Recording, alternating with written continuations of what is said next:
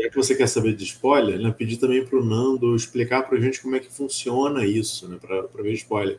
Porque volta e meia a gente vê na internet, né, alguém falando, tal coisa aconteceu, e a pessoa pega o mapa celeste naquele momento, né, e fala, aconteceu por isso, isso e isso. Só que é muito fácil fazer previsão depois que aconteceu, né? Então, como é que a gente faz essa previsão para frente, de fato, por exemplo? A gente tem casos de eleição. Você vê a data da eleição, vê o céu, aí você consegue ver que energias estão atuando ali. Aí o Rodrigo emenda na pesquisa nos casos específicos. Eu acho que, assim, dá realmente para emendar, porque você falou de grandes ciclos. Vamos cortar aqui. O primeiro corte vai ser pandemia. 2020 ali, aí teve a pandemia, a economia foi para o brejo, a economia começa a melhorar, guerras. O que está acontecendo ali? Aí dá para emendar. Como fazer essas previsões? Como que ocorrem essas previsões? Aí você podia explicar esses grandes ciclos também. Olha, alguma coisa foi perdida na passagem de conhecimento da antiguidade, não é? Não sei se foi lá no incêndio da Biblioteca de Alexandria, não sei se está tudo lá no Vaticano, os livros. Então, os astrólogos da modernidade trabalham com poucas ferramentas, não é? De previsão.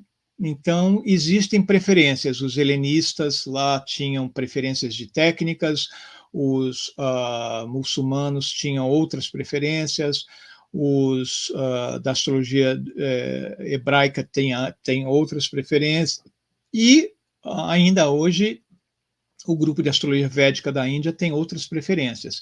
E outros foram evoluindo com o advento de calculadoras, de depois computadores, que ajudou muito a quem fazia a astrologia. Então, por exemplo, você vê que na época da Primeira e Segunda Guerra houve uma crítica muito grande dos cientistas para os astrólogos e do astrólogo moderno para os tradicionais, porque eles viviam em briga, dizendo o que vale mais, é o tradicional, é o moderno, Júpiter, Urano importa, não importa, aquela briga. Mas nenhum deles conseguiu prever a ascensão de Hitler para um holocausto, uma coisa assim. Então, descobriram que eles podiam ver crises, né? Por exemplo, uma crise política entre Inglaterra e Alemanha, mas nunca tinham pensado esse nível. Então, alguma coisa se perdeu em termos de conhecimento, de sabedoria, de interpretação, de técnicas, né? Em segundo lugar, também só 2 astrólogos que a gente conhece que falaram assim explicitamente em crise, a crise da pandemia como sendo um aspecto da área da saúde, da área, como é que se chama isso mesmo? Eu esqueci que eles fazem, a Fiocruz trabalha, esqueci o nome agora, Paula, que tem a ver sanitarismo. Com sanitário, né? Isso, sanitarismo. Né?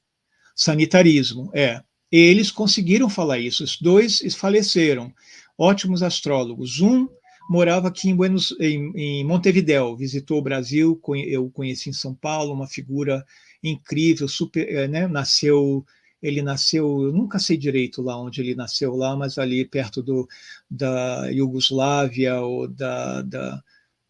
daqueles países ali. Então tinha um conhecimento, trouxe uma bagagem grande.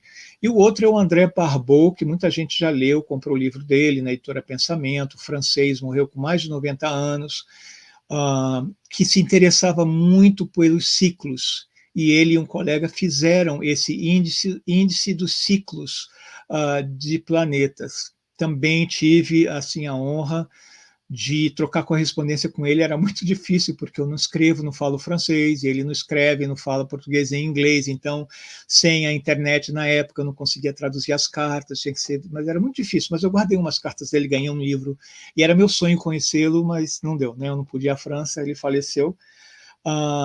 Os 2 deixaram em seus livros, décadas antes, anos antes, sobre janeiro de 2020 como sendo um período de pandemia, e eles mostram como isso aconteceu no passado, aquelas pandemias, e como ainda pode acontecer no futuro. A gente pensa que se livrou. Vocês acreditam que tem gente que acredita que nunca mais vai ter pandemia no Brasil, no mundo? Tem gente que fala. O pior já passou. Falei, que bom, né?